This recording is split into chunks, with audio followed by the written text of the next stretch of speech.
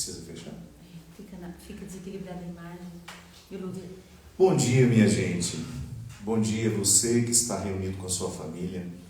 Essa semana eu tive a oportunidade de falar com uma amiga de São Paulo, Vânia, da oficina de Nossa Senhora. E ela me disse uma coisa que me comoveu muito. Ela disse que todos os domingos o Mário, que é o esposo dela, prepara o altarzinho, que fica bem diferente da televisão, que é onde eles projetam a missa, e a família fica reunida. Fica ali o Maurício, o Marcos, a Mariana, como que é o nome do marido da Mariana? É Tiago também, né? O Tiago, e de quem eu tive prazer de fazer o casamento dos dois, um casal lindo. E quando ela me disse isso, eu fiquei assim, tocado mesmo, comovido, por saber que existem tantas famílias que neste momento se reúnem, como se reúne a família da Vânia, em torno da Eucaristia. Na verdade, eu acredito que a minha celebração, essa que eu presido aqui, da minha casa, e que chega no coração de tantas famílias,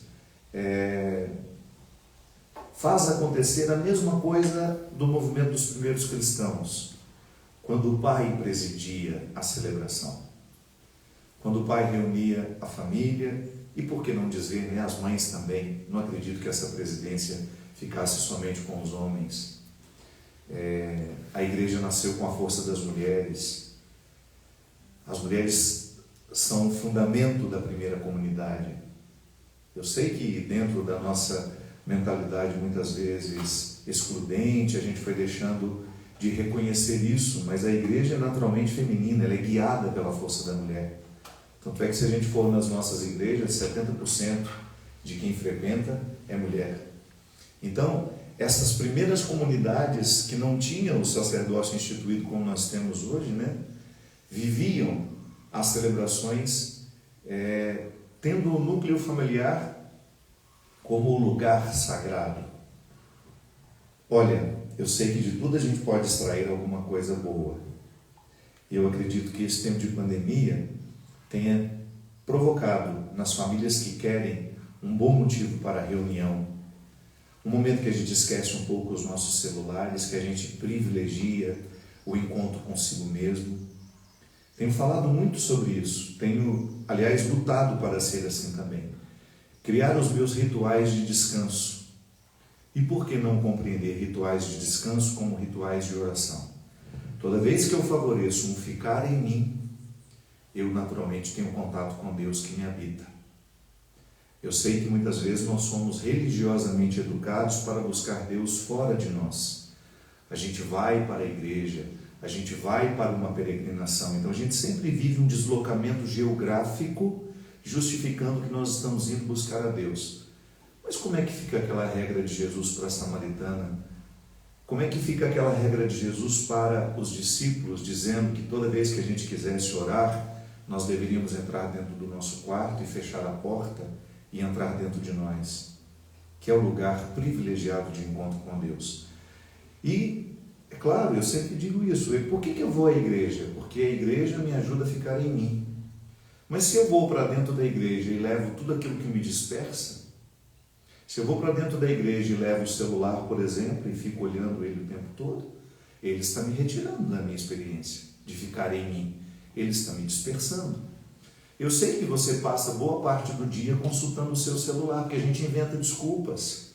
Nossa, eu tenho que ver isso, eu tenho que ver aquilo, eu tenho que responder fulano de tal. Aí você entra para responder e de repente ficou 40 minutos ali vendo outras coisas. E nós estamos cada vez menos habituados a ficar em nós. É por isso que há um prejuízo espiritual muito grande nos dias de hoje. As pessoas podem até ir aos ritos religiosos, participar dos ritos religiosos, mas lamentavelmente, porque elas não entram dentro delas, os ritos religiosos não provocam efeito. Então, tudo aquilo que na nossa vida é uma rotina que nos faz ficar dentro de nós, isso é um ritual de espiritualidade. Como eu aprendi com a minha querida amiga Regina, aquela espiritualista que mora em Campos do Jordão, que tem uma religião completamente diferente de mim, ela é hinduísta. E ela me ensina tanto os rituais de ficar em mim. Essa semana, ouvindo-a falar, ela salientando de como é importante nós termos o controle da mente, o controle da respiração, nos ajudando a ter o controle da mente, os rituais que nos fazem ficar em nós. Com ela eu aprendi que toda vez que eu vou tomar banho, eu vou viver um momento espiritual. Não é só lavar o corpo. A água, o sabão, o cheiro, tudo aquilo tem repercussões dentro da nossa alma. E nós estamos todos muito cansados, nós sabemos disso. Nós estamos exauridos porque nós ficamos para fora o tempo todo. Como eu gosto de dizer, porque somos excessivamente reativos, somos precariamente reflexivos. Sempre voltados para fora, sempre dando alguma coisa a alguém, sempre dando atenção àquilo talvez que nem importe. Mas naquela oportunidade que a gente tem de reunir, de ficar com as pessoas que a gente ama, a gente esquecer um pouquinho os celulares e a gente dedicar alguns instantes, quem sabe, à medida que a gente vai evoluindo, algumas horas, para esse cultivo de uma espiritualidade que de fato faça um efeito dentro de nós. Há pessoas que vão à missa todos os dias e lamentavelmente não têm os benefícios de uma delas sequer, porque é tudo um rito de exterioridade. Só celebra para fora, nunca celebra-se para dentro. Então o que nós precisamos aprender com Deus é isso. Se eu quiser encontrá-lo, eu tenho que me encontrar primeiro. Não há outra forma de estar em Deus a não ser estar em nós. Então, se eu vou para a igreja, faço um deslocamento geográfico, e aquelas paredes ou aquilo que está sendo celebrado me ajuda a ficar em mim, então aquele ritual religioso cumpriu o seu papel. Então, por que não permitir que hoje Deus nos visite? Como a família da minha querida amiga Vânia e o Mário fazem, permitindo que este momento seja familiar e que esta oração, que essa reflexão, porque a missa tem de tudo. A missa tem oração, a missa tem silêncio, a missa tem reflexão, que eu acredito que é o que boa parte das pessoas que nos assistem quer.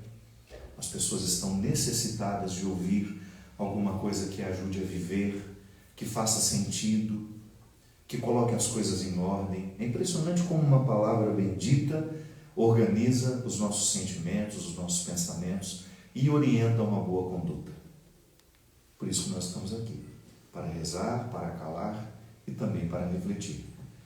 E eu fico muito honrado de você me dar a oportunidade de estabelecer com você uma comunhão neste momento. Embora nós estejamos conectados, porque esta é a linguagem da tecnologia, você conectou o seu celular, você conectou o seu iPad, projetou na televisão, eu não quero que nós fiquemos apenas conectados. Eu prefiro que a gente fique em comunhão, que é quando as nossas almas se encontram.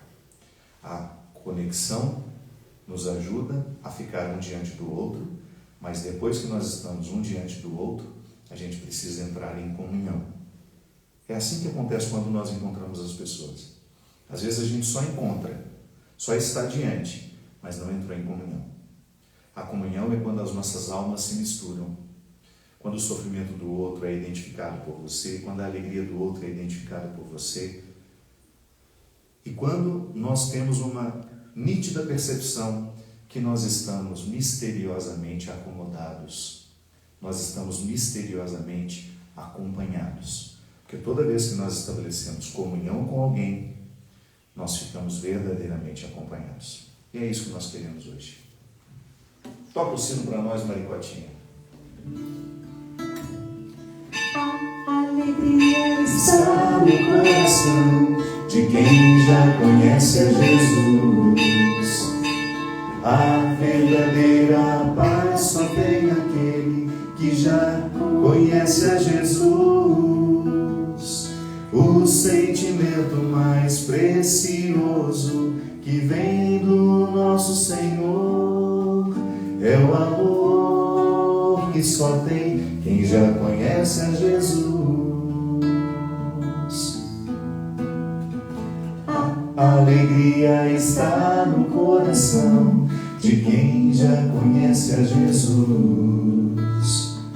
A verdadeira Verdadeira paz só tem aquele que já conhece a Jesus.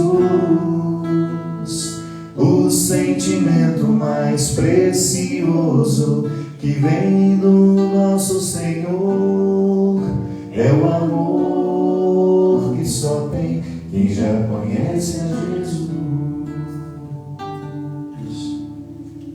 Em nome do Pai, do Filho e do Espírito Santo. Amém.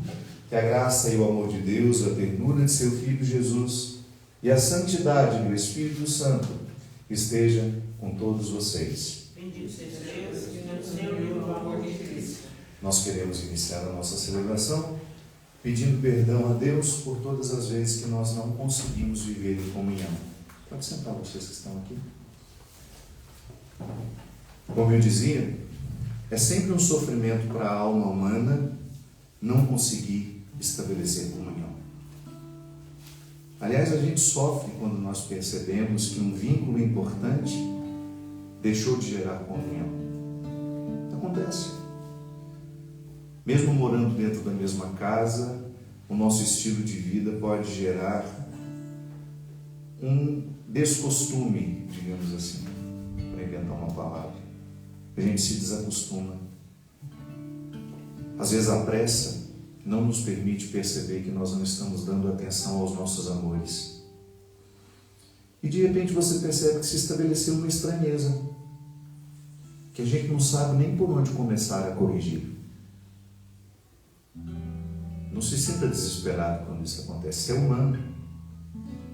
Às vezes nós, por causa de um estilo de vida ou por falta de uma percepção de como nós estamos sendo com os outros, a gente quebra a comunhão. Aquela pessoa com quem você tinha tanta intimidade, se você deixa de cultivar a intimidade, vai chegar um momento que você se torna estranhos. São os divórcios afetivos, né? Eu sei que quando nós falamos a palavra divórcio, sempre nos reporta a marido e mulher. Não. Se a gente não cuida, a gente se divorcia dos irmãos, a gente se divorcia dos filhos. Quando a gente não vai percebendo que as distâncias estão ficando mais frequentes do que a comunhão. O pecado é toda e qualquer realidade que quebra a comunhão. Pode observar. Na sua vida, toda vez que você peca, você machuca. Você, que é o primeiro a ser ferido pelo pecado.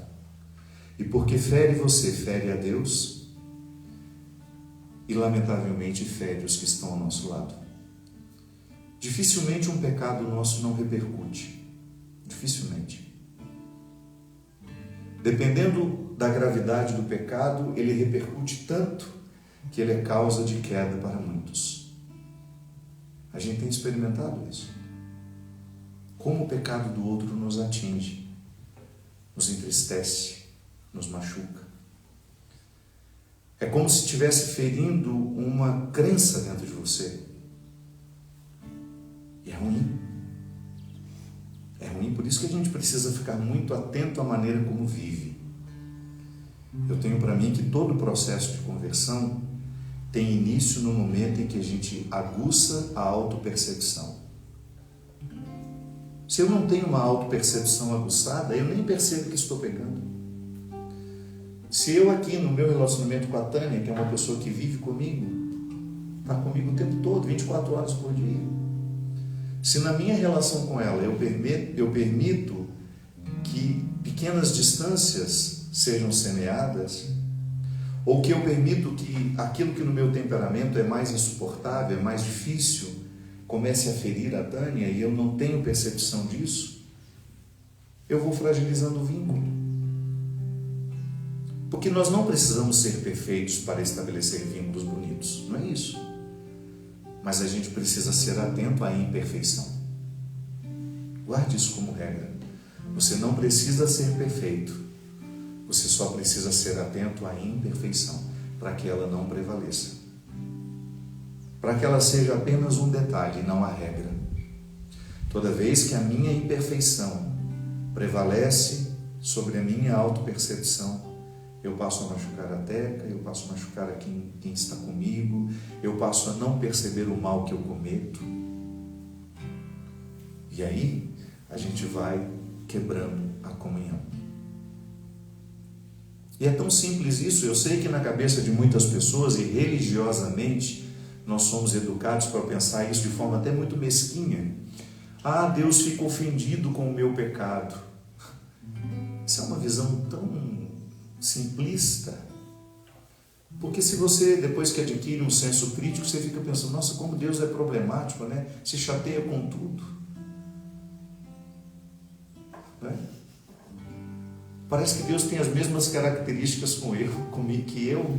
Fica feridinho, porque eu não fiz o que era para ser feito. Esqueça isso, livre-se disso.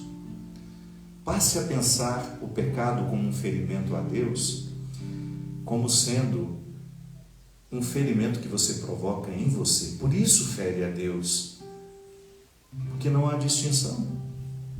Não há distinção. A vida é em Deus, Deus é em mim, Deus é em você. É até impreciso dizer que Deus existe. Não, Deus é. E é tão intensamente que abarca todas as possibilidades do meu ser. E não me sufoca, não, pelo contrário, Ele só me possibilita.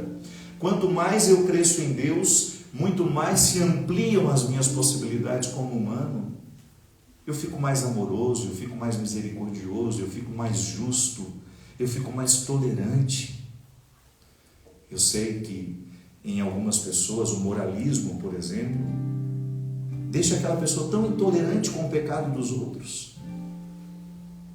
E ela se sente bem assim, né? Parece que ela está num caminho melhor que o dos outros. É lamentável que ela não tenha essa percepção. É o contrário.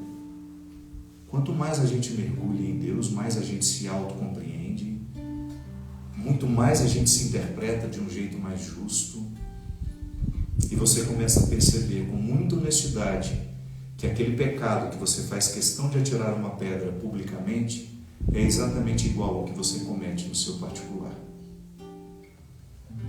Não tem essa história, meu pecado é mais vergonhoso que o seu. Não. Tudo vai depender da consciência que temos, do quão esclarecidos nós já estamos. Quanto mais esclarecido eu estiver sobre o meu processo humano, maior será a minha capacidade de me acusar, mas não para me provocar culpa, mal-estar, não. É para provocar em mim arrependimento, que é o motor de toda transformação. Quando você olha para o seu filho, por exemplo, quando você identifica que errou com ele, não é para se sentir culpado, é só arrependido. Porque o arrependimento vai lhe proporcionar um novo posicionamento diante dele. E com pequenas delicadezas você vai reaproximando. Não é com gritos, não é com DMs, não é com... não. É com pequenas delicadezas que você vai reaproximando, quebrando a distância que se estabeleceu e demonstrando que se a comunhão foi quebrada, não precisa necessariamente continuar quebrada a vida inteira. Quantas mães se divorciaram dos seus filhos durante um tempo por causa de uma escolha que eles fizeram, por causa de um casamento que fizeram, por causa de uma opção que fez na vida e que de repente dói tanto dentro de você? Quantos pais se divorciam de seus filhos porque não conseguem entendê-los, porque não conseguem compreendê-los, ou porque um dia interpretou que o filho seria um lugar onde ele iria satisfazer todas as suas necessidades que ele, como homem, não satisfez? Quantos pais impõem aos filhos: olha, você vai ser isso, porque era isso que eu queria ter sido e não fui? Quantos pais são incapazes de perceberem o filho como um outro, um totalmente outro, não uma extensão de si mesmos, mas um ser humano que tem vontades próprias, que tem uma idiosincrasia, um jeito de ser, uma constituição genética diferente, mesmo que seja parente dele. Comunhão se restabelece toda vez que nós voltamos a cultivar os vínculos. Então nós pecamos, deixamos de cultivar a comunhão, maltratamos as pessoas, nos divorciamos dela, mas há um movimento que também nos proporciona restabelecer tudo isso. E o ritual que proporciona este grande milagre é o ritual do perdão. Quando a gente se perdoa, a gente se liberta. E estando libertados, nós passamos a oferecer ao outro uma água mais limpa, uma energia, poderíamos dizer, que nós somos energia. O perdão desperta as boas energias. E a partir dele, nós somos milagrosamente curados. Tudo é noite se eu não te buscar. Na solidão, tu vens me visitar. Tudo é belo e logo perde a cor. Se em meus olhos não existe amor,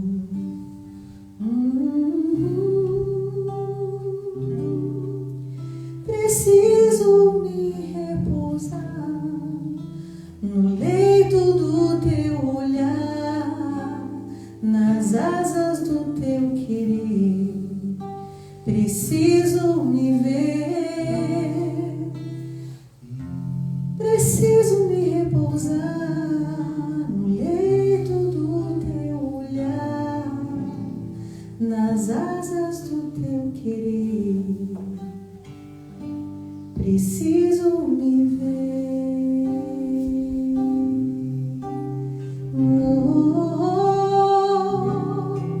Preciso te entregar as dores do meu amar. Corro a me recolher no teu querer. Preciso me repousar no leito do teu olhar, nas asas do teu querer. Preciso me ver. Pedir perdão a Deus hoje por todas as vezes que não soubemos amar, que não soubemos acolher, por todas as vezes que optamos pelo caminho do ódio, do ressentimento, da traição. Pedir perdão ao Senhor hoje por todas as vezes que menosprezamos o maior e precioso dom que podemos ter: amar e ser amados. Pedir perdão pelas palavras ofensivas que dizemos, pela falta de promoção daqueles que nós amamos. Quantas vezes, em nome do amor, nós deixamos de promover por ciúme? Às vezes sentimentos tão estragados que vão gerando a nossa vida, vão gerando os nossos gestos, as nossas palavras, os nossos sentimentos, pensamentos, e a gente não tem percepção disso, porque a gente não se observa. Quantas vezes nós oferecemos ao outro aquilo que há de mais estragado em nós, porque a gente não se percebeu? Peçamos perdão a Deus hoje por todos os crimes emocionais que nós cometemos, por todas as fraquezas que impomos, porque não soubemos nos observar.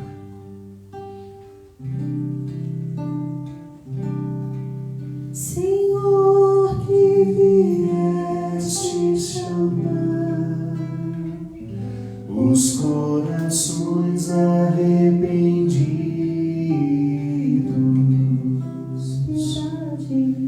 piedade de nós, piedade, piedade, piedade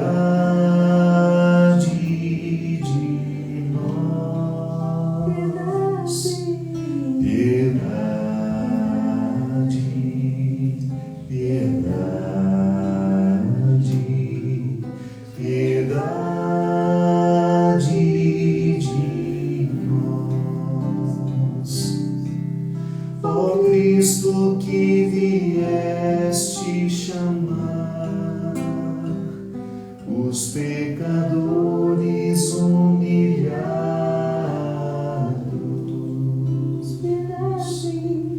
Piedade, piedade, piedade de nós. Piedade, piedade, piedade de nós. Senhor, que intercedeis por nós, junto a Deus Pai que nos perdoa.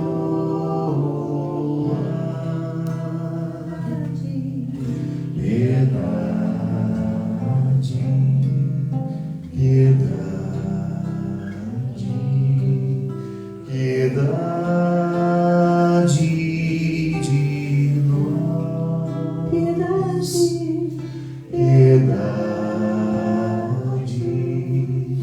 piedade,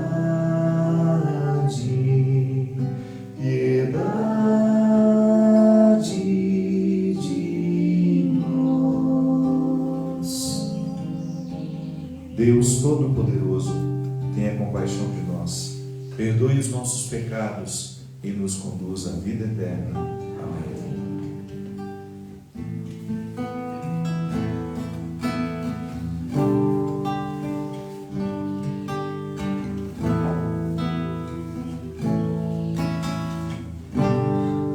Vamos cantar? Vamos rezar. Podemos rezar, não tem problema.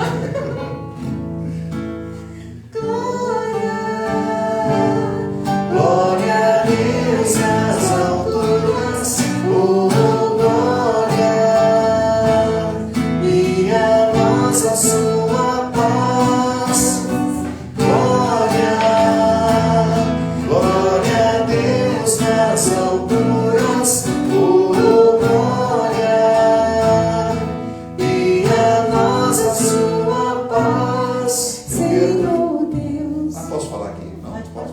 Eu quero colocar como motivo de agradecimento hoje a Deus a vida dessa família linda que eu fiz questão que me visitasse hoje, que é a Marília Teixeira Pinto, o Sérgio, grandes amigos, que trouxeram a Maria Silvia e a Dona Neia, essa mineira maravilhosa, mãe da Marília, que está conosco hoje. E o grande motivo de celebração para nós hoje é a vida do Tomás e da Bruna. Um casal que já era para ter feito o casamento deles dia 6 de junho, não é isso? Era 6 mesmo? Aniversário da minha terra, Formiga. Não pudemos por causa da pandemia, remarcamos para setembro, continuamos não podendo. Então eu quis convidá-los porque eu até disse para eles, a principal celebração é o amor que já existe entre eles. Mas já que o casamento ainda não pôde acontecer, nós queremos celebrar essa missa em ação de graças pelo amor de vocês. E que Deus nos dê a paciência para esperar o momento para a gente oficializar essa união. Quero rezar também para essa mulher que me ensina tanto, que é a Regina, de Campos do Jordão, que eu chamo ela de monja, né? É uma mulher muito espiritualizada que fez aniversário essa semana. Quero rezar também por Nancy Gomes Sobreira, que fará 90 anos agora no dia 5. A minha querida, nossa, né, Ziza, doutora Aparecida Lobo, que fez aniversário essa semana. Mariana, filha dela, me recordou. Então, doutora Aparecida, sinta-se presente neste altar, você que já me fez tão bem, a sua amizade me faz tão bem, esteja aqui conosco. E a Mariana Sheif, que também está aniversariando hoje. Glória, glória a Deus nas alturas, oh glória, e a nós a sua paz. Glória, glória a Deus nas alturas, oh glória, e a nós a sua paz. Quero também agradecer a Deus por todos os cientistas, médicos, profissionais da saúde, da limpeza, que ao longo dessa semana ajudaram a tantas pessoas a vencerem o Covid-19. Nós nos unimos à alegria das famílias que tiveram tiveram as suas histórias restabelecidas. Eu não o conheço, mas quero lembrar de maneira especial pelo Cauã, o cantor, que teve a alegria de se recuperar e que estava num estado tão grave. Quero agradecer a Deus por ele, mesmo não o conhecendo. Quero agradecer pela mãe dele, que também estava com Covid, que está aniversariando essa semana. Quero que a família de vocês seja colocada neste altar em ação de graças. Quero agradecer também, minha gente, de maneira muito especial, muito especial, por todos os sacerdotes, por todos os pastores, líderes religiosos, que honestamente estão usando deste momento para provocar alegria no coração de seus fiéis. Eu me uno aos padres do mundo todo que estão vivendo com tanta resignação e com tanta dedicação. Neste mesmo horário, muitos padres pelo mundo afora, celebrando as suas missas, presidindo a Eucaristia para o seu povo, levando alento espiritual a tantos que precisam. Pelos líderes religiosos que cumprem com tanta dedicação os seus papéis na sociedade, nós agradecemos a Deus. Glória, glória a Deus nas alturas, oh glória, e a nós a sua paz. Glória, glória a Deus nas alturas, oh glória, e a nós a sua paz. E eu quero colocar o seu motivo pelo qual você quer também agradecer, pedindo por muitas outras necessidades. Neste momento da oração da coleta, eu quero que você prepare aí no seu coração para que depois que eu terminar as minhas intenções aqui, essas que são simbólicas, eu sempre digo isso, não fique triste porque você não conseguiu que o seu nome estivesse aqui. É o silêncio do seu coração que neste momento Deus está observando e recolhendo por qual motivo você quer rezar. Nessa semana nós completamos a triste marca de mais de 120 mil mortos pela Covid. Eu quero colocar todas essas pessoas que faleceram, os seus familiares, pedir que Deus conceda consolo, que Deus desperte nessas pessoas o dom da fé na ressurreição.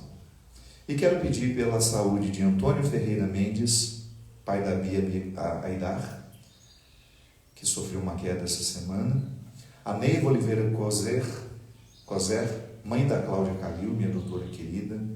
Quero pedir pela saúde do Júnior Constantino, pela saúde de Lilian e Sara, pela saúde de Andréia Meireles, minha querida amiga, que também está se recuperando da Covid. E quero rezar pelos falecidos. Maria Amália Dickmann, mãe da minha querida amiga Carolina Dickmann, 1 ano de falecimento. Quero rezar também pela alma de Jurandir Ribeiro, Ailton Flávio Guerra da Silva, que é o pai da Fabiana, minha fono, que suicidou, teve esse desfecho tão triste. Quero rezar também pela alma de Vicente Ferreira, Antônio Shed, pela alma da minha querida tia Zélia, que partiu nessa semana também, tia da Cris Gutierrez, da Ângela Gutierrez, e que eu acabei assumindo como minha também, pelo carinho que ela tinha comigo. Também pela alma de Aparecida Salgado. E volto a dizer, coloque a sua intenção, o motivo pelo qual você gostaria de rezar essa missa. Oremos. Deus do universo, fonte de todo bem, derramai em nossos corações o vosso amor e estreitai os laços que nos unem convosco, para alimentar em nós o que é bom e guardar com solicitude o que nos destes. Por nosso Senhor Jesus Cristo, vosso Filho, na unidade do Espírito Santo. Amém.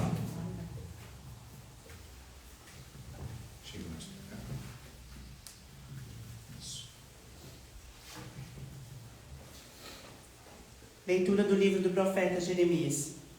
Seduziste-me, Senhor, e deixei-me seduzir. Foste mais forte, tiveste mais poder. Tornei-me alvo de risão o dia inteiro. Todos zombam de mim. Todas as vezes que falo, levanto a voz, clamando contra a maldade e invocando calamidades. A palavra do Senhor tornou-se para mim fonte de vergonha e de chacota o dia inteiro. Disse comigo: não quero mais lembrar-me disso, nem falar mais em nome dele. Senti então dentro de mim um fogo ardente a penetrar-me o corpo todo. Desfaleci sem forças para suportar. Palavra do Senhor. Graças a Deus. A minha alma tem sede de vós, como a terra sedenta, ó meu Deus. A minha alma tem sede de vós, como a terra sedenta, ó meu Deus. Vós sois, ó Senhor, o meu Deus. Desde a aurora ansioso vos busco. A minha alma tem sede de vós, minha carne também vos deseja, como terra sedenta e sem água. A minha alma tem sede de vós, como a terra sedenta, ó meu Deus. Venho assim contemplar-vos no templo, para ver vossa glória e poder. Vosso amor vale mais do que a vida, e por isso meus lábios vos louvam. A minha alma tem sede de vós, como a terra sedenta, ó meu Deus. Quero, pois, vos louvar pela vida e elevar para vós minhas mãos. A minha alma será saciada como em grande banquete de festa. Cantará a alegria em meus lábios ao cantar para vós meu louvor. A minha alma tem sede de vós, como a terra sedenta, ó meu Deus.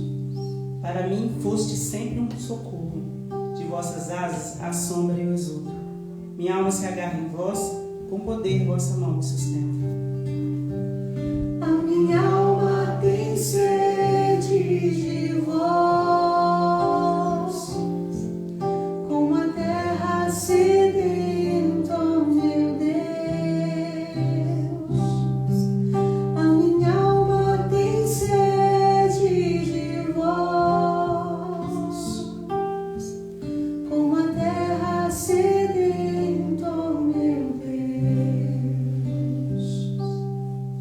Leitura da carta de São Paulo aos Romanos. Pela misericórdia de Deus, eu vos exorto, irmãos, a vos oferecerdes em sacrifício vivo, santo e agradável a Deus. Este é o vosso culto espiritual. Não vos conformeis com o mundo, mas transformai-vos, renovando a vossa maneira de pensar e de julgar, para que possais distinguir o que é da vontade de Deus, isto é, o que é bom, o que lhe agrada, o que é perfeito. Palavra do Senhor. Graças a Deus. Fala, que teu servo escuta.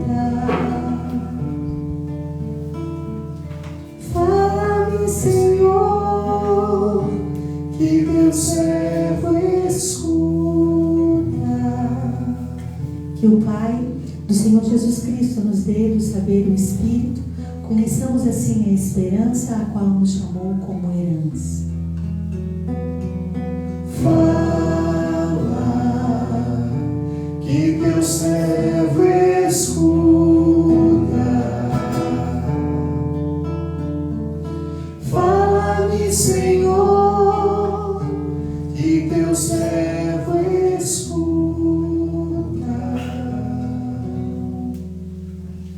O Senhor esteja convosco. Proclamação do Evangelho de Jesus Cristo, narrado segundo Mateus.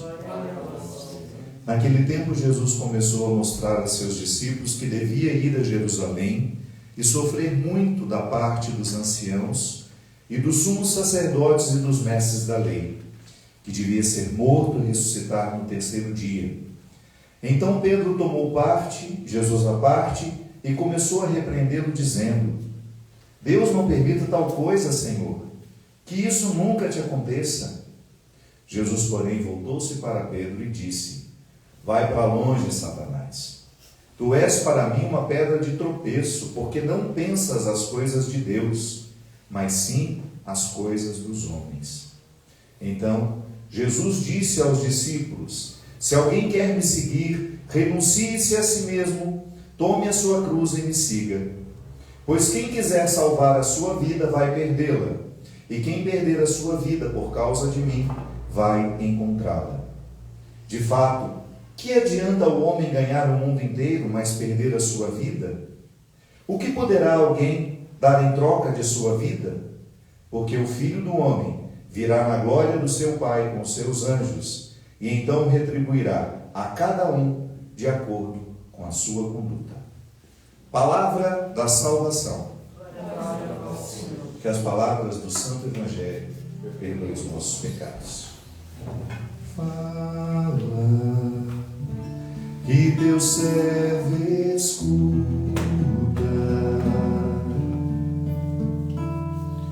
Fala-me, Senhor, que teu servo escuta. Mais uma vez. Fala, que teu servo escuta.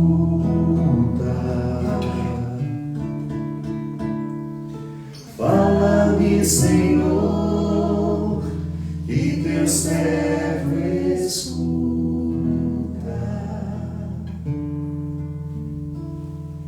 Minha gente, hoje o Evangelho é uma chapuletada em todos nós.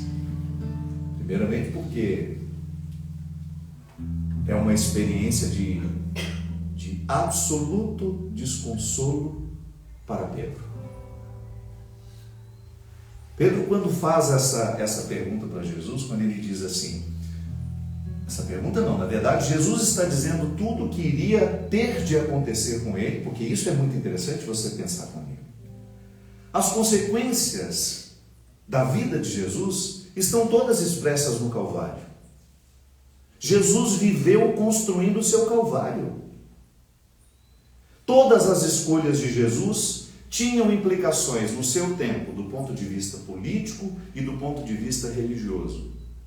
Com as escolhas de Jesus, com o discurso de Jesus, com a capacidade que ele tinha de criticar, de denunciar as estruturas pecaminosas que estavam dentro do contexto político, fazer um comparativo para que as pessoas entendessem que aquele modelo político estava diretamente atrelado também a um poder religioso que explorava as pessoas da mesma forma. Não tinha outro destino para Jesus. A gente fica até fazendo uma leitura lá de Isaías, de que a morte de Jesus é uma leitura profética, que o profeta já havia previsto que o Filho do Homem, o Filho de Deus, seria morto daquela maneira cruel, o servo sofredor, que está tão bem presente no texto de Isaías. Claro, a gente pode fazer uma interpretação linda de tudo isso como uma prevenção, alguém que disse antes do que iria acontecer. Mas o que ele está prevendo não é uma tragédia anunciada que a gente fala, olha, como Deus quis que fosse assim. Porque às vezes a gente coloca o sacrifício de Jesus como vontade de Deus, e isso nos é colocado de uma forma tão crua que parece que Deus é sádico, que adora ver o sofrimento das pessoas, inclusive do seu filho. Isso é um equívoco teológico, a gente ter uma visão tão distorcida de Deus. Deus põe o seu filho no mundo para ele morrer crucificado, para ele morrer humilhado, para ele trazer todos os sofrimentos da humanidade em si. Como se isso fosse uma satisfação de Deus. Não.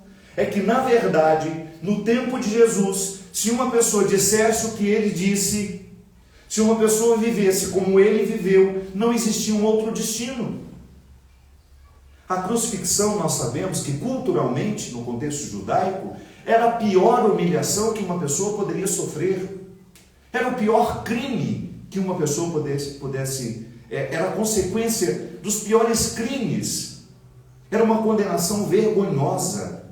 Era para que todos pudessem ver. Por isso, Gólgota, o lugar do Calvário, da caveira, quando você tiver a oportunidade de ir a Jerusalém, você vai ver lá naquele complexo onde tem o Santo Sepulcro, onde tem um lugar em que nós dizemos ter sido o lugar da crucifixão é de fato um lugar geográfico incontestável. Ficava fora dos muros da cidade e ficava no alto de um monte, para que aquela cruz pudesse ser vista pela cidade toda. A condenação pública tinha um efeito pedagógico na cabeça deles. A gente crucifica, a gente humilha, para que aqueles que estão passando e vendo, pensam, opa, eu não quero cometer esse crime também. Então era uma forma de intimidar. A morte de Jesus, que está assim prevista nos nossos profetas, inclusive com textos belíssimos, podem muitas vezes nos levar a uma compreensão de que Deus é sádico e que Ele quis assim. Não. O profeta estava apenas dizendo que neste coração mesquinho do homem, que neste coração mesquinho da humanidade, dificilmente nós abrimos espaço para a transgressão que nos mostre a verdade. E Jesus não era um transgressor pela transgressão. Não é aquele que saía pichando muros só para deixar ali os registros da sua insatisfação. Há transgressões e há transgressões. Nós estamos falando de uma transgressão essencial, que é o desejo essencial de mudar o mundo, de mudar uma sociedade, de se portar diante de todos com um discurso, com uma prática absolutamente coerente com aquilo que ele considera verdade. E veja bem, nós que somos cristãos, acreditamos que Jesus é o caminho, a verdade e a vida. Então, quando nós olhamos para a prática de Jesus, nós interpretamos que a verdade está sendo oferecida para nós. Eu volto a dizer, você não é obrigado a ser cristão. Se está desconfortável com essa verdade, vá viver em outro lugar, escolha outra fé, escolha uma religião que possa se identificar mais com as suas convicções. Mas eu lamento informar que se nós quisermos ser seguidores de Jesus, nós teremos que retomar os motivos pelos quais o seu Calvário foi construído. Jesus quis retirar os miseráveis da miséria, em todas as dimensões da miséria. A miséria material, a começar pelo amor aos pobres. Nós não podemos ser cristãos e fechar os olhos para as necessidades daqueles que são mais desfavorecidos.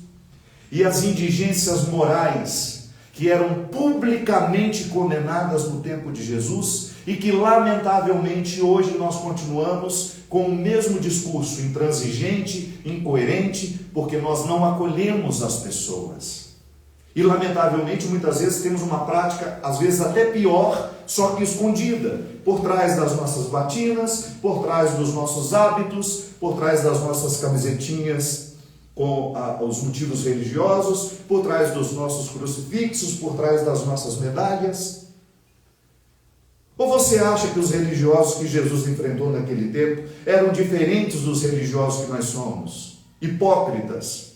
Não! Ele bateu de frente com uma sociedade religiosa que tinha uma dificuldade enorme de acolher a fragilidade e a fraqueza e entender que ela é humana e que é a partir dela que nós nos santificamos. Uma religião que não compreende a miséria como ponto de partida,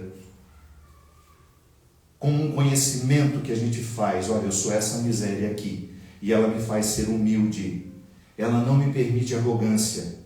Toda vez que eu administro bem as minhas misérias, eu fico neste humus, neste lugar fértil. Humildade vem de humus, a parte mais fértil do solo.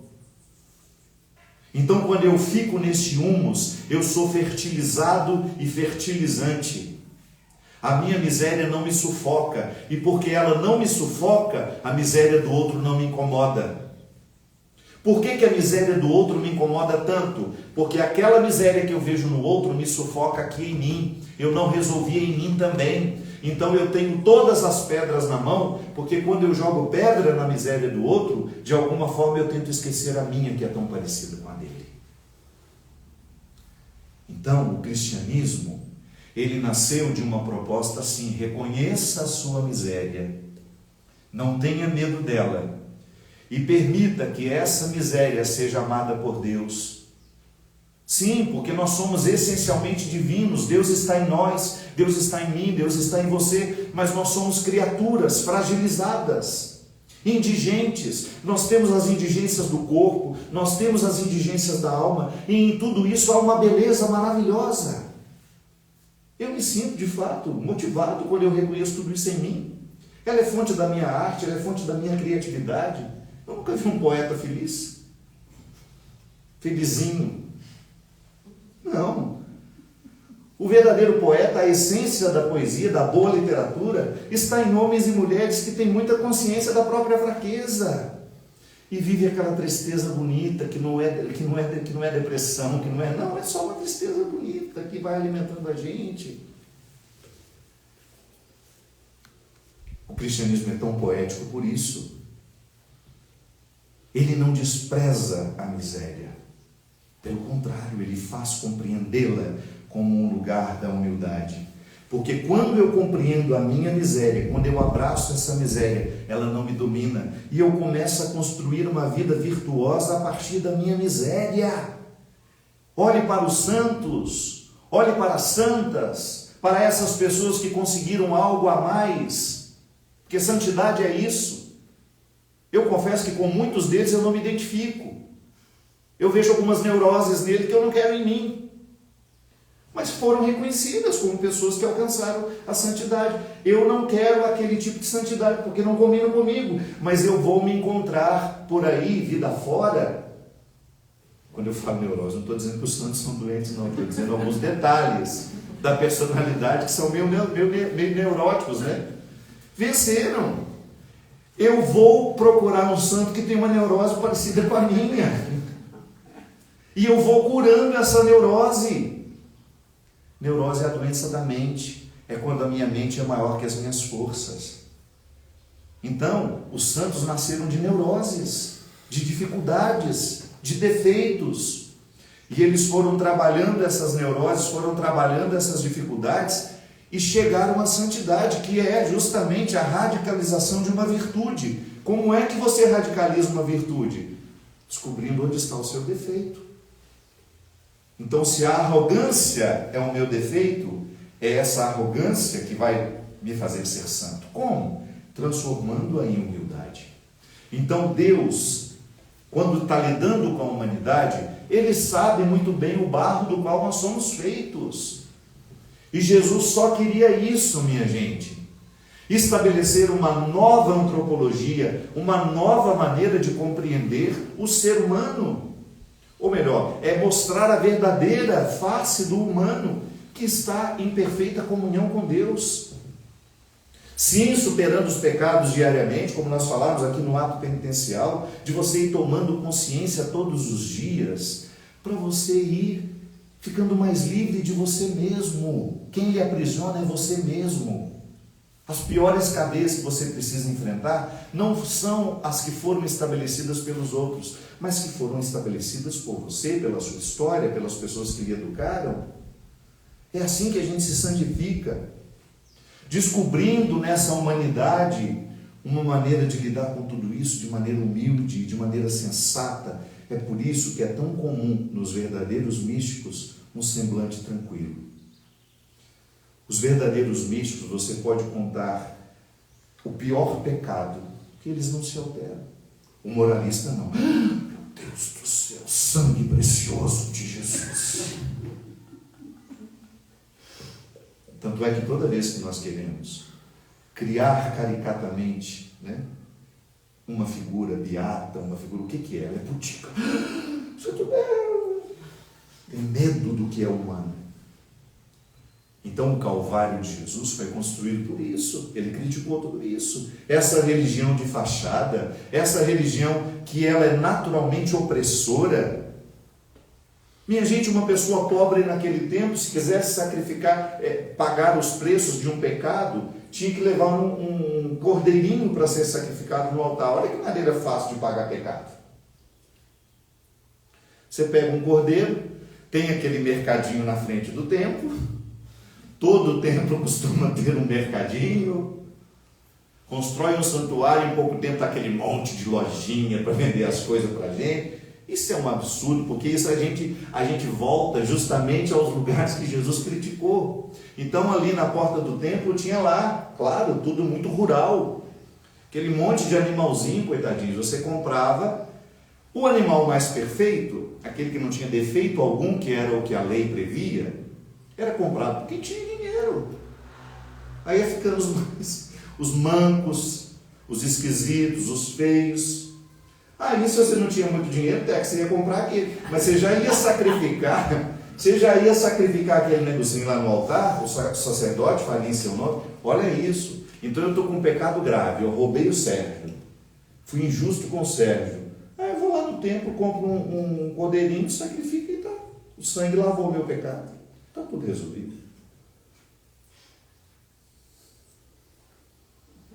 Aí, quem não tinha muitas condições, levava o mais defeituoso e devia ficar com o quê? Eu acho que Deus não me perdoou muito direito, não, porque o cordeiro não foi lá como devia ser. Então Jesus criticou tudo aquilo que retirava. Aí Jesus dizia: olha, não faz sentido você ser uma pessoa péssima, ser uma pessoa horrível, ir lá comprar um cordeirinho, sacrificar e achar que agora está tudo certo e você continua péssimo depois. É a conversão do coração que faz diferença para Deus. É o coração contrito, tanto é que ele vai dizer, Jesus é o Cordeiro Santo. Ele nos libertou da necessidade de sacrificar animais para demonstrar a Deus o nosso desejo de arrependimento. Por isso que nós dizemos que Jesus é o Cordeiro Santo, porque naquela época sacrificavam-se os cordeiros para poder se livrar de pecados. Se você for pensar, isso não faz sentido para você. É como você fazer promessa de ficar isso, ficar aquilo, de não fazer isso, de não fazer aquilo, achando que isso apaga o seu pecado. Olha, essa promessa só vai apagar o seu pecado se de fato ela interferir no seu temperamento, no seu jeito de viver.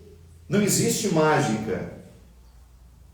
Tenho uma vida péssima, vou lá de vez em quando andar a pé até a Aparecida do Norte, está tudo certo, continuo sendo péssimo. O resto do ano eu sou péssimo, mas no mês eu vou todo ano, eu vou a pé. E acha que está tudo bonito, que está tudo lindo.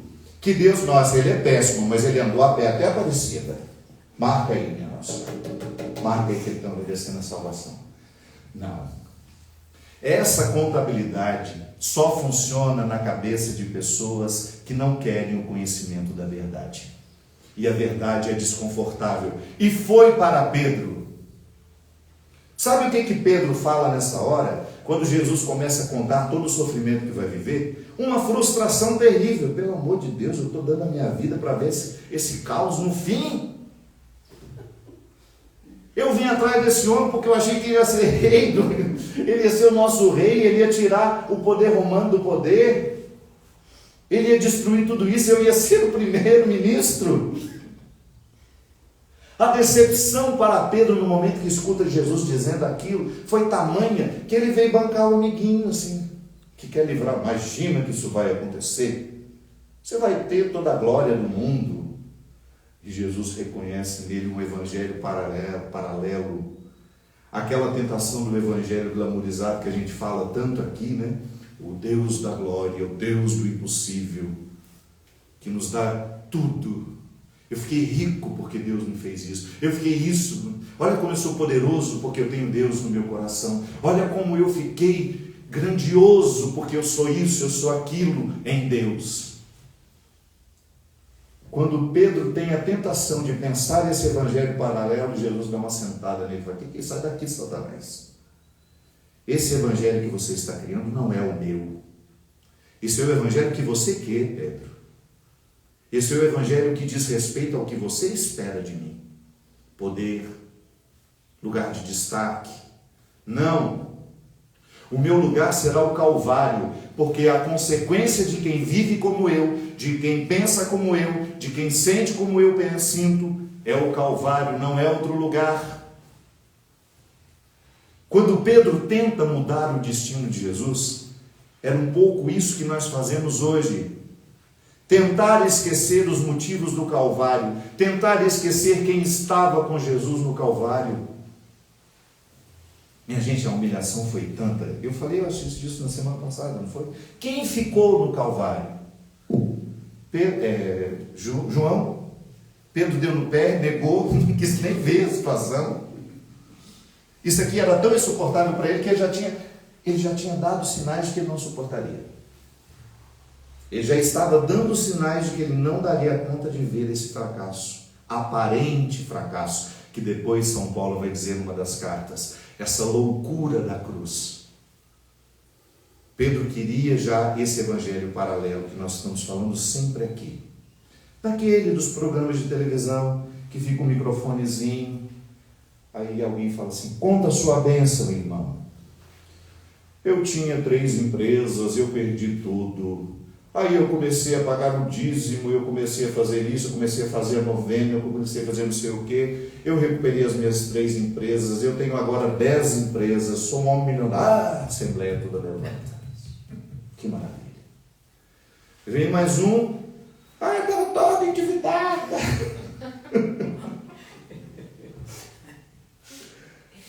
Estava na rua de miséria. E de repente eu comecei a frequentar aqui, o negócio foi melhorando, e foi melhorando, e foi melhorando. Aleluia, irmão! E a assembleia toda aplaude. Se você insiste aquilo durante uma meia hora, você tem um materialismo cristão, assim, absolutamente evidente. Não estou dizendo que você não tenha direito de ter as suas coisas. Não estou dizendo que Deus não nos abençoa para a gente ter saúde, para a gente trabalhar, para a gente construir. Sim, eu acredito mesmo que quem tem Deus no coração faz escolhas mais sábias, inclusive nos negócios.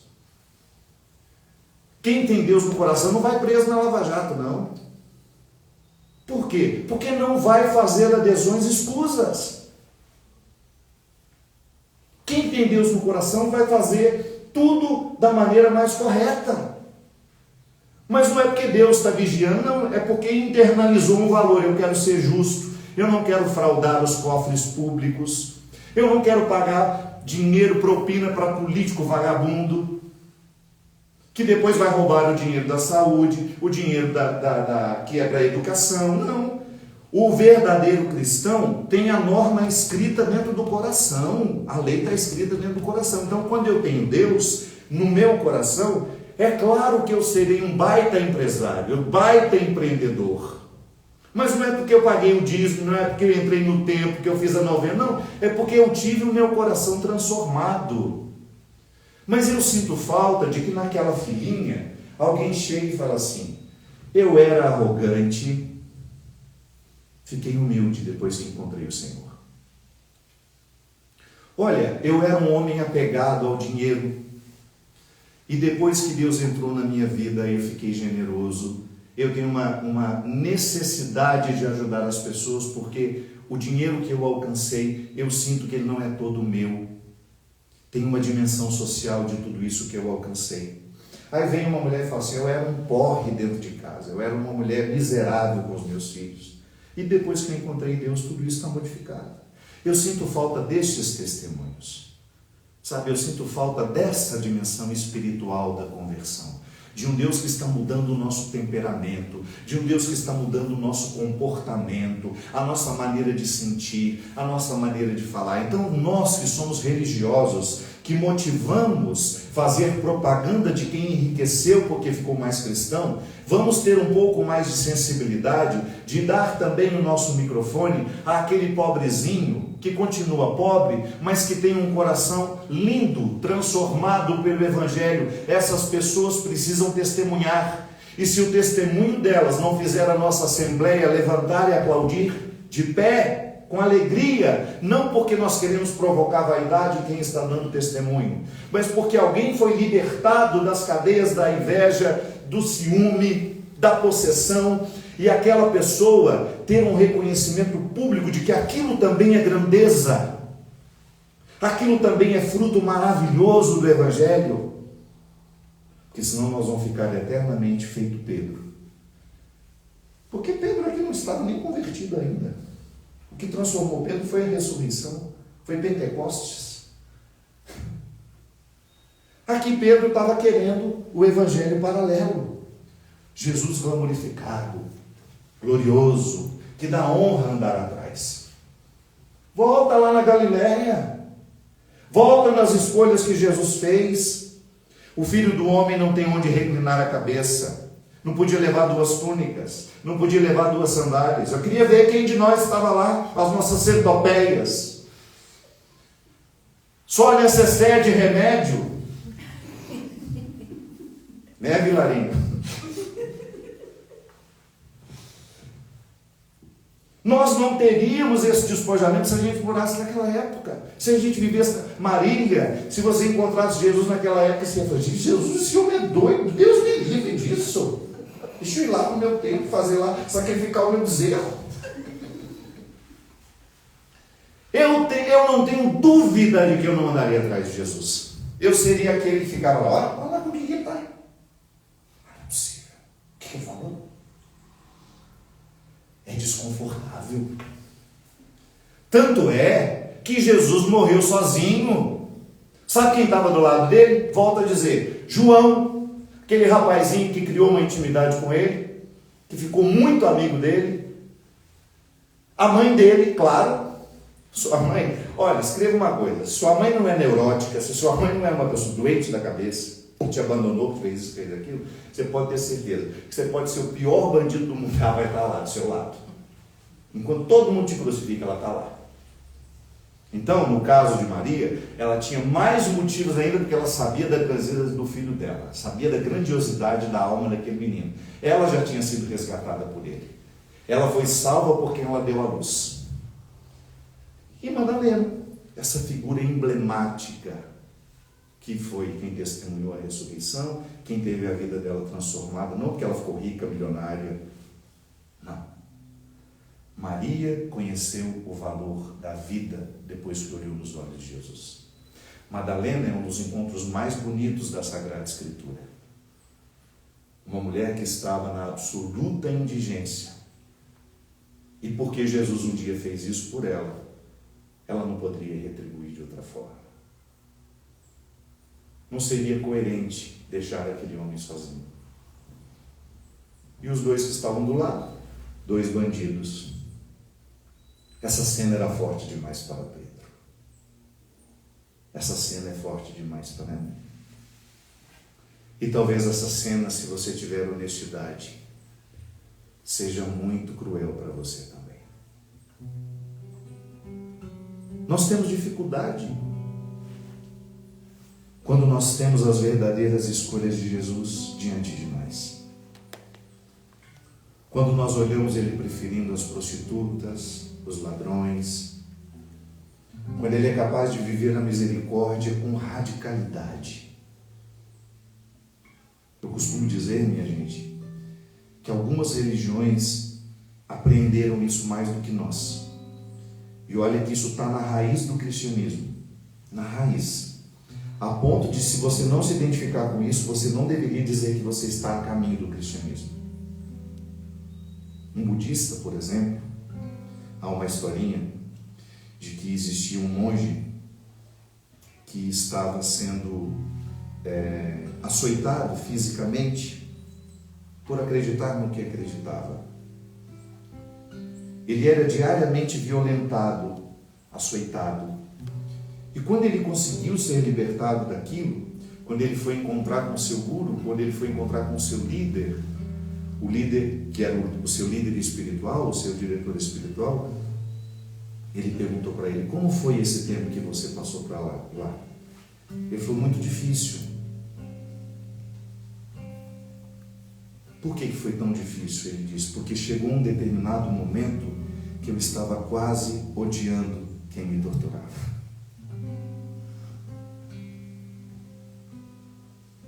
Eu estava quase odiando quem me torturava. Aí você lembra da palavra de Jesus, quando alguém bater neste lado, ofereça também o outro. Isso é cristão também.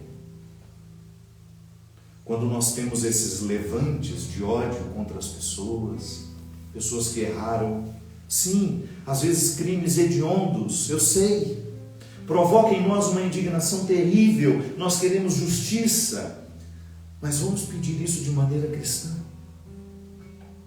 Não há necessidade de nós nos transformarmos em também diabólicos, em também assassinos, para defender uma vítima. Não estou dizendo que nós vamos passar a mão na cabeça dos bandidos, não é isso. Eu só estou dizendo que você precisa cuidar para que o ódio não se hospede em você. Para que você não tenha contra o assassino o mesmo instinto de assassiná-lo como ele teve com aquela criança ou com aquela pessoa, com aquele adulto, com aquele velho, com quem ele matou. É disso que nós estamos falando. Foi por isso que Jesus subiu ao Calvário, foi por isso que Jesus foi crucificado, porque ele estava ousando propor uma nova maneira de ser gente, livrando-se dos ódios, livrando-se dos ressentimentos, não parando nas exterioridades da fé. Nós somos religiosos de fachada, na grande maioria das vezes. É lamentável isso, eu reconheço isso em mim e gostaria que você tivesse honestidade de reconhecer em você também quantas vezes você foi um cristão de fachada, um religioso de fachada, porque lá na sua particularidade você comete crimes terríveis contra as pessoas, alimentando ódio no seu coração, provocando fofoca, provocando difamação. Quando na verdade nós deveríamos interpretar que o Calvário de Jesus ele aconteceu justamente para que nós estivéssemos dentro de um contexto de espiritualidade que nos colocasse num processo de evolução sempre, de ir adiante, evoluindo, vencendo os nossos ódios, nunca nos rendendo a esse evangelho glamorizado que Pedro quis, que Pedro desejou. Senhor, não, isso não pode te acontecer. Pode sim, Pedro, e vai acontecer, porque as escolhas que eles estão fazendo hoje me condenam, porque essa sociedade ainda não está preparada para viver o que eu estou pedindo.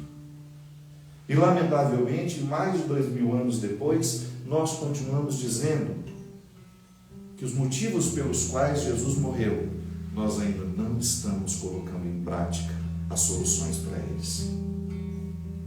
Nós ainda continuamos preconceituosos, nós ainda continuamos religiosos de fachadas, nós ainda continuamos alimentando ódio em nome da fé, em nome do cristianismo. Nós ainda continuamos fazendo as nossas cruzadas para matar os nossos inimigos, porque nós queremos aquele lugar sagrado.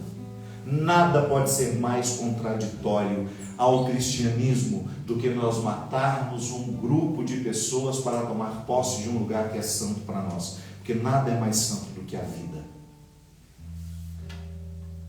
Nada.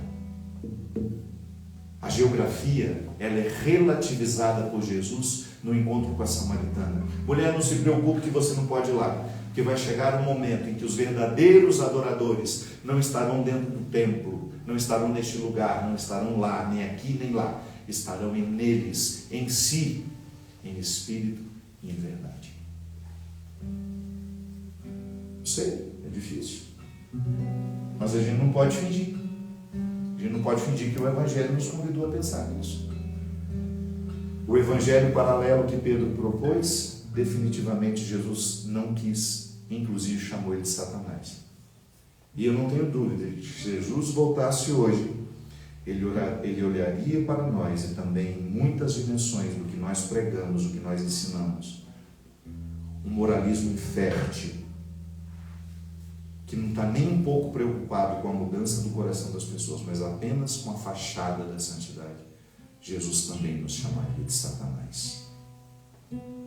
Jesus também se afastaria de nós. E eu sei que o meu coração e o seu estão em transição. Eu tenho todas as forças do Antigo Testamento, do legalismo, da lei, me puxando para trás.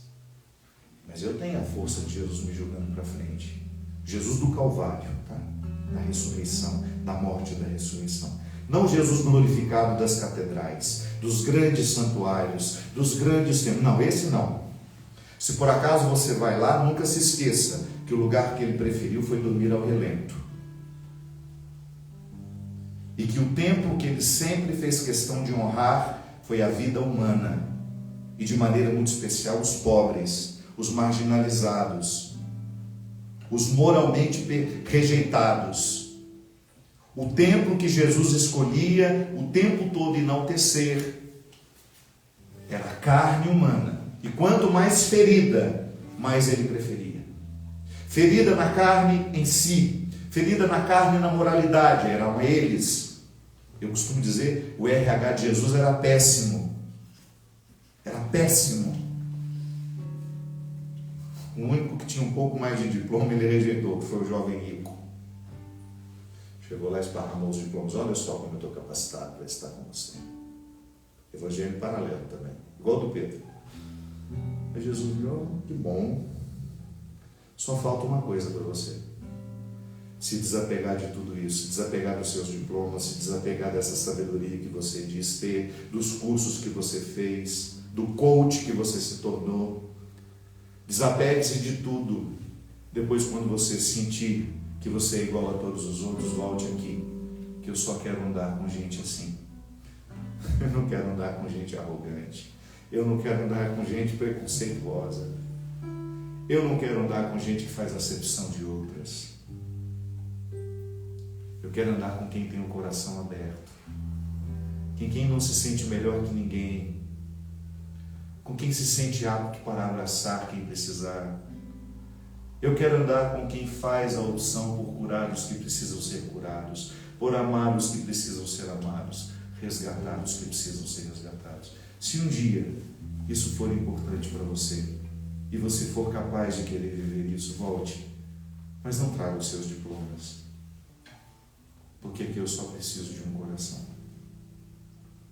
Fundador da congregação onde eu me tornei gente, o Sagrado Coração de Jesus, Padre Léon Déron, um francês, ele dizia assim: Deus não poderá fazer nada com as nossas obras se antes Ele não possuir o nosso coração. Então, você que já deu tanto a Deus de trabalho, disso, daquilo, eu estou tantos anos no pastoral, esqueça. No céu, na entrada, ninguém vai perguntar quantos anos você trabalhou para Ele. Eles vão perguntar para nós o quanto a gente amou. E se por acaso aquele trabalho lhe fez amar, maravilhoso. Parabéns.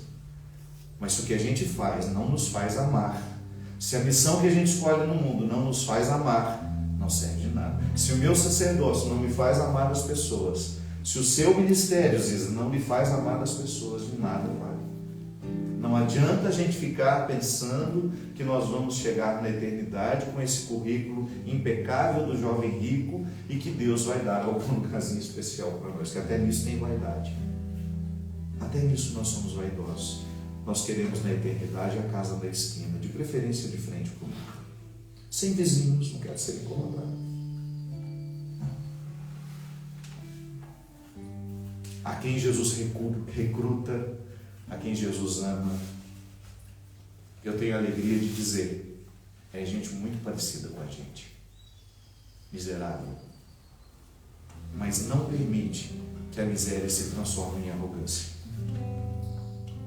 É humildade, minha gente, viver no humus, a parte mais fértil da terra. E permita que esse coração seja investigado por Deus. Permita que Ele possa andar todos os caminhos da sua vida interior e ir corrigindo isso, as consequências desse evangelho paralelo dentro de mim, dentro de você, para que o Calvário volte a fazer sentido e a gente nunca se esqueça o motivo pelo qual Jesus morreu.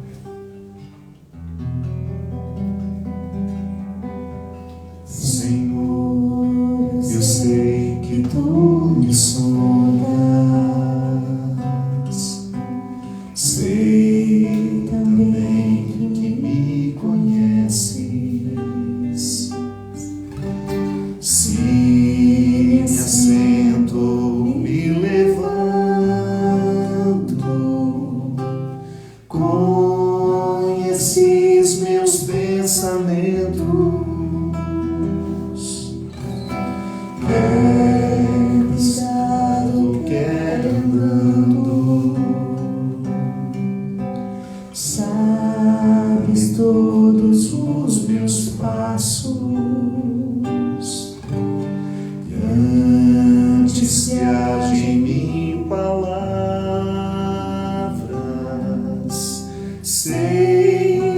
tudo me conheces,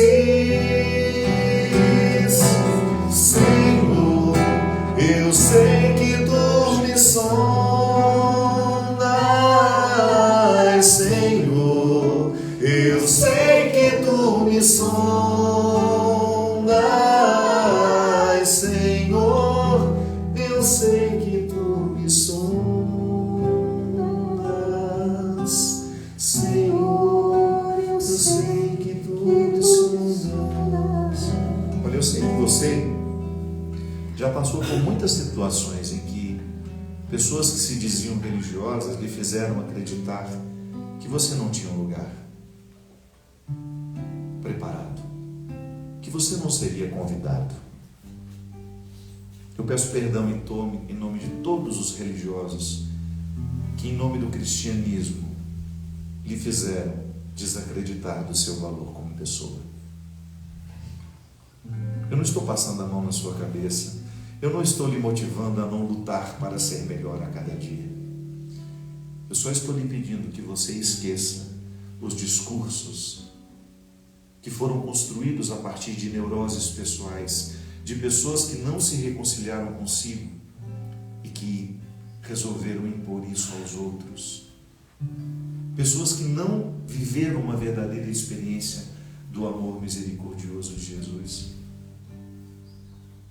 e impuseram os seus fardos aos outros em nome da fé. Quantas pessoas eu encontro que foram rejeitadas nos confessionários porque eram pessoas de segunda união, pessoas que não foram felizes no primeiro casamento e que, lamentavelmente, a partir de um equívoco, a gente excluiu essas pessoas. Quantas pessoas homossexuais que foram rejeitadas em nome da fé, em nome de Deus? Discursos de ódio que construíram nessas pessoas um desconforto emocional que privou essas pessoas de viverem um verdadeiro encontro com o Senhor. Sim, no evangelho paralelo você não tem lugar, mas para aquele que viveu e morreu por gente que não tinha lugar nos templos, você tem um lugar especial preparado. Eu louvo a Deus todos os dias por nós estarmos dentro de uma igreja, na figura do Papa Francisco, tentando reabraçar as pessoas que estavam fora do abraço. Quantas mulheres amarguradas, infelizes, porque foram vítimas de discursos religiosos excludentes. Porque quando a gente exclui, nós privamos o outro de viver a restauração. O Calvário é seu. E Deus conhece o seu coração. Fique com aquilo que você sabe de você e que Deus confirma. Esqueça os discursos que tantas vezes colocaram um obstáculo entre você e Deus. E toda e qualquer mudança que você tiver que fazer na sua vida terá que ser para se tornar uma pessoa melhor, um ser humano mais justo, um ser humano mais verdadeiro, um ser humano mais inteiro. Tenha coragem de dizer a você mesmo o que você sabe ser verdade, porque Deus já lhe soprou isso através da sua intuição. Que não faz sentido rejeitar quem quer que seja por causa do pecado que ela cometeu ou por causa do erro que ela cometeu. Se fosse assim, nenhum de nós teríamos direito de estar aqui. Permita que hoje esse Deus que sonda o seu coração, Ele conhece, lhe deu direito de voltar ao caminho, de ser com Ele, de ser para Ele. Senhor, eu sei que tu me amas, Senhor, eu sei que tu me amas, Senhor, eu sei que tu me amas, Senhor, eu sei que tu me amas, Senhor, eu sei que tu me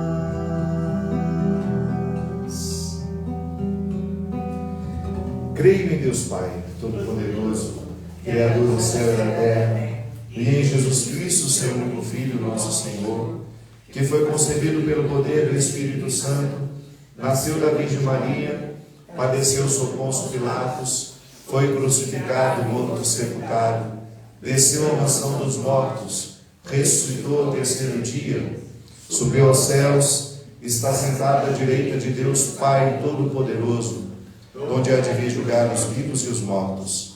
Creio no Espírito Santo, na Santa Igreja Católica, na comunhão dos santos, na remissão dos pecados, na ressurreição da carne, na vida eterna. Amém.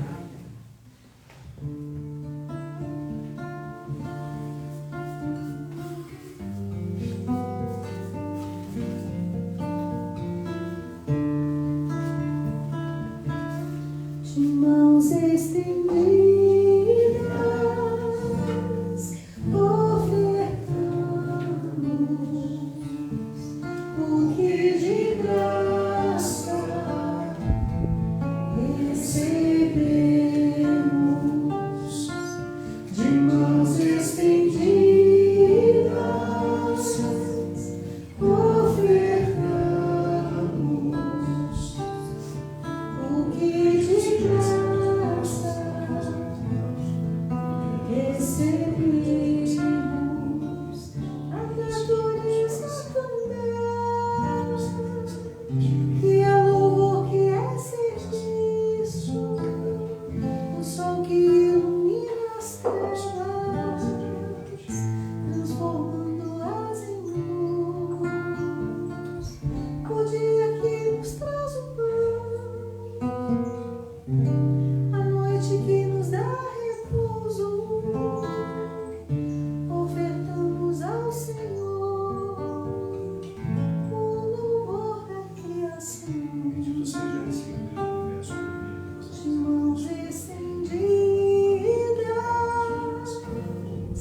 ofertamos o que de graça recebemos. De mãos estendidas,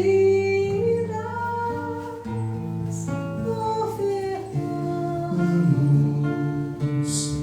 o que de graça recebemos. Orai, irmãos e irmãs, para que este nosso sacrifício seja aceito por Deus Pai Todo-Poderoso. Receba, Senhor, as mãos do sacrifício, para a glória do seu nome, para o nosso bem e de todas as igrejas. Ó Deus, o sacrifício que vamos oferecer nos traga sempre a graça da salvação, e vosso poder leve à plenitude o que realizamos nesta liturgia, por Cristo nosso Senhor. Amém. O Senhor esteja convosco. Ele está no meio de nós. Corações ao alto. Nossas orações para Demos graças ao Senhor e nosso Deus. nosso dever e nossa salvação. Na verdade, é justo e necessário em nosso dever e salvação darmos graças, sempre e em todo lugar, Senhor Pai Santo, Deus eterno e todo-poderoso, por Cristo Senhor nosso. Ele é a vossa palavra viva pela qual tudo criastes. Ele é o nosso Salvador e Redentor, verdadeiro homem concebido do Espírito Santo, nascido da Virgem Maria. Ele, para cumprir a vossa vontade e reunir o povo santo em vosso louvor, estendeu os braços na hora da sua paixão, a fim de vencer a morte e manifestar a ressurreição. Por ele, os anjos celebram vossa grandeza e os santos proclamam vossa glória. Concedei-nos também a nós associados aos seus louvores, cantando a uma só voz. Santo, Santo, Santo, Senhor Deus do universo. Santo, Santo, Santo, Senhor Deus do universo. Céus e terra proclamam vossa glória. Bendito o que vem em nome do Senhor. Hosana, Hosana, Hosana.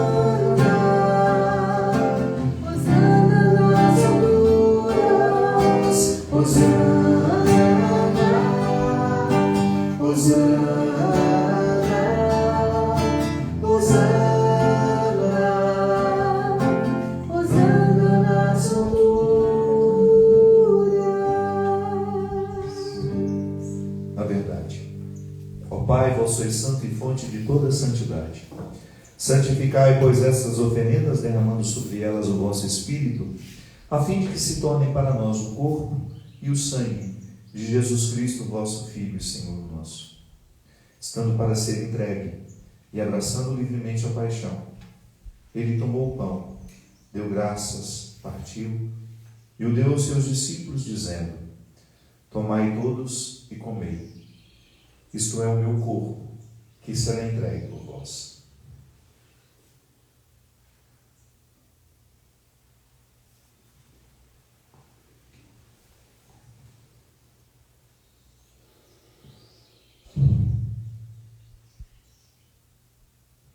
Do mesmo modo, ao fim da ceia, ele tomou o cálice em suas mãos, deu graças novamente e o deu aos seus discípulos, dizendo: tomai todos e bebei. Este é o cálice do meu sangue, sangue da nova e eterna aliança, que será derramado por vós e por todos para a remissão dos pecados. Fazei isto em memória de mim.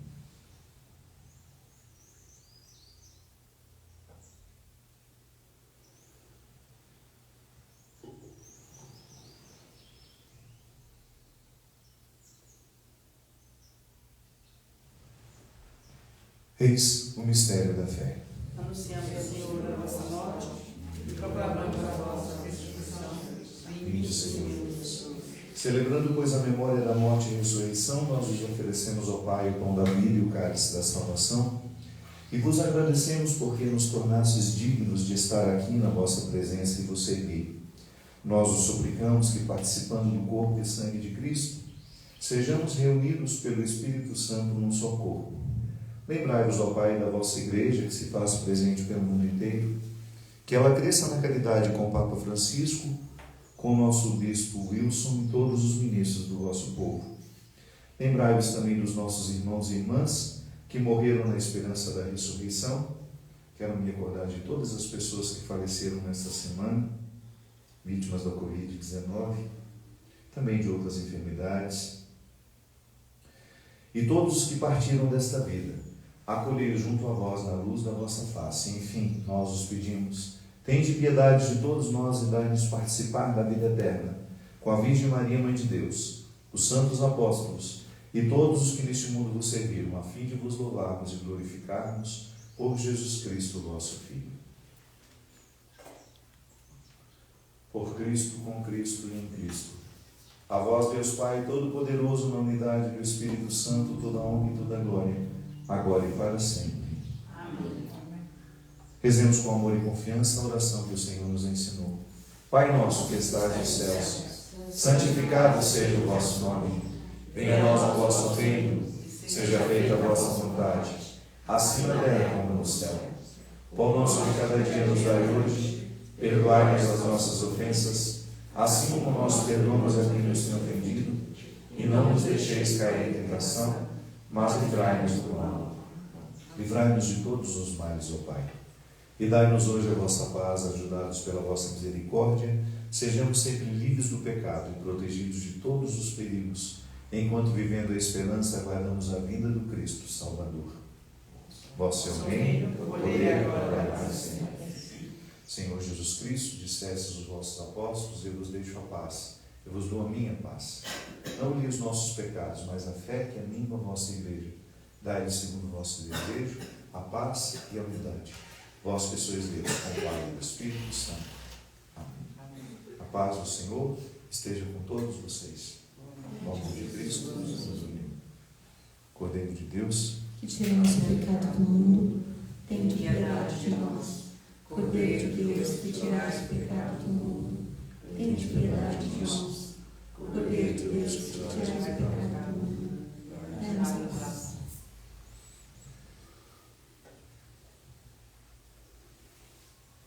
Eis o Cordeiro de Deus, felizes os convidados para a ceia do Senhor.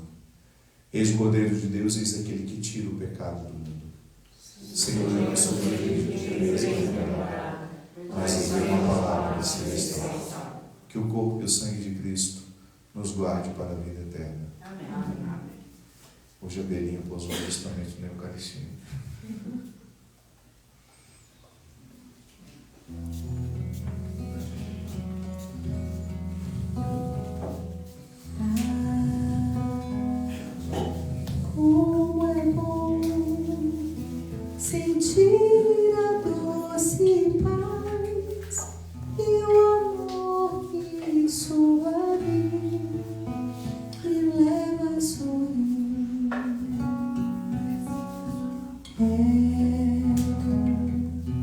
Você chegou, qual ladrão me furtou e roubou para si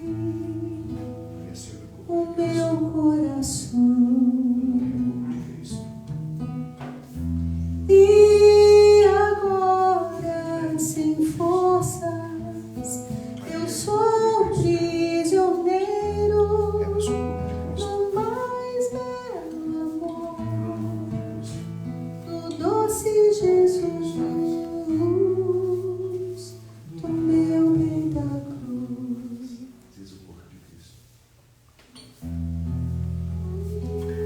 Maria, o corpo de Cristo. Serve o corpo de Cristo.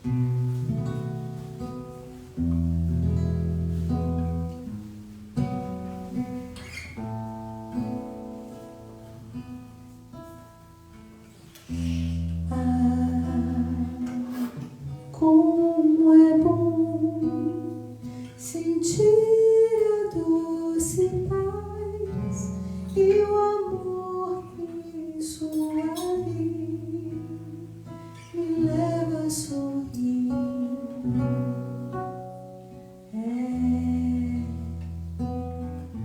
Você chegou, qual ladrão me furtou e roubou para si o meu coração. E agora, sem forças, eu sou prisioneiro do mais belo amor, do doce Jesus, o meu bem da cruz. E agora, sem forças, eu sou prisioneiro do mais belo amor, do doce Jesus, do meu bem da cruz. O que agrada a Deus em minha pequena alma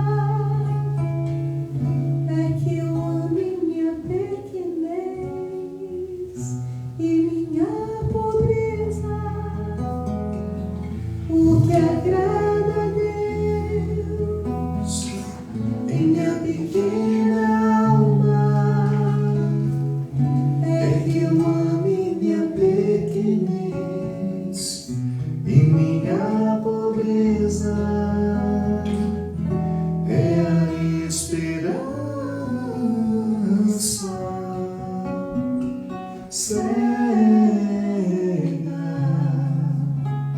que tenho em sua misericórdia.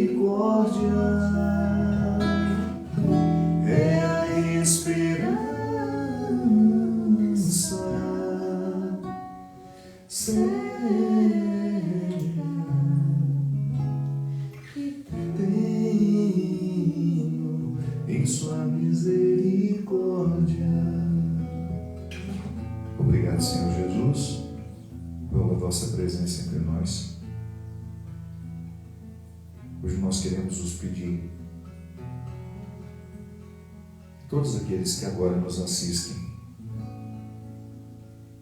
tenham suas consciências abertas, ampliadas, arejadas pelo sopro do vosso Espírito Santo, para que nelas aconteça o entendimento, o esquecimento do Evangelho paralelo que tantas vezes nos faz esquecer os motivos do Calvário, o Evangelho paralelo que tantas vezes é usado para a opressão de muitos, opressão de maneira muito especial, Senhor Jesus, daqueles que o Senhor queria ter por perto, aqueles que o Senhor preferiu, aqueles que o Senhor quis, os miseráveis materialmente, os miseráveis emocionalmente, espiritualmente, moralmente. Concedei-nos, Senhor, a graça de sermos acordados cada vez mais para os motivos do Calvário. Hoje eu quero lhe convidar a sentir-se também um discípulo amado, uma discípula amada. Você que tantas vezes se menosprezou, se interpretou bem pior do que você era, por causa das pregações pautadas no Evangelho paralelo. Tantas vezes pregado a partir de neuroses pessoais, de inseguranças, de realidades não reconciliadas, que transformaram aquela palavra em outra coisa, em outro lugar que não de Jesus. Permita que hoje o Senhor, ao lhe dar consciência da sua pequenez, que você não se sinta humilhado, mas amado. Um sentir-se pequeno que está intimamente associado ao prazer de ser cuidado, amado, querido e escolhido. Sim, Senhor, muito obrigado. Obrigado pela vossa Eucaristia atingir a tantos corações hoje. Obrigado por não termos controle, Senhor, do que o Senhor pode fazer na vida das pessoas. Obrigado por agir onde o Senhor quer, por restaurar os corações que estão feridos, machucados, pelo autodesprezo ou pelas feridas provocadas pelo Evangelho paralelo. Este que Pedro quis e que o Senhor tão sabiamente o corrigiu. Eu sou amado,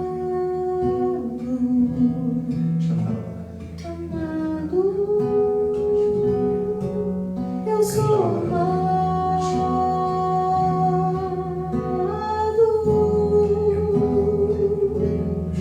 eu sou amada.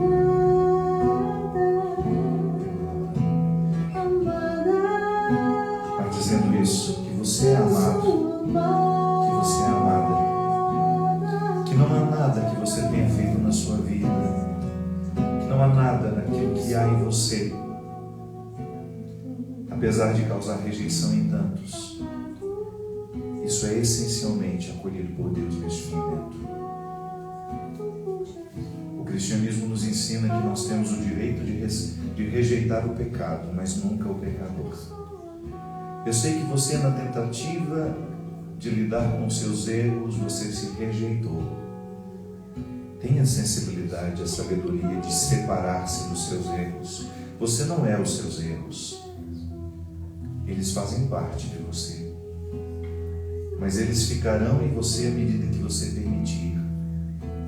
Eles lhe determinarão à medida que você autorizar. E hoje nós queremos pedir que essa Eucaristia, que esta celebração possa abrir os espaços na sua consciência, para que você se interprete com mais amor, com mais resignação, e que a partir deste autoacolhimento você possa iniciar um processo de evolução espiritual, de superação de tudo aquilo que hoje lhe aprisiona. Mas o primeiro passo, o fundamental, é você saber ser amado por Deus. Sim.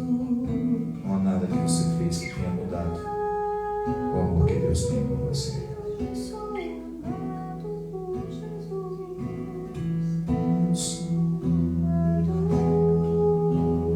Eu sou amado, amado, eu sou amado por Jesus. Canta com a gente. Eu sou amado,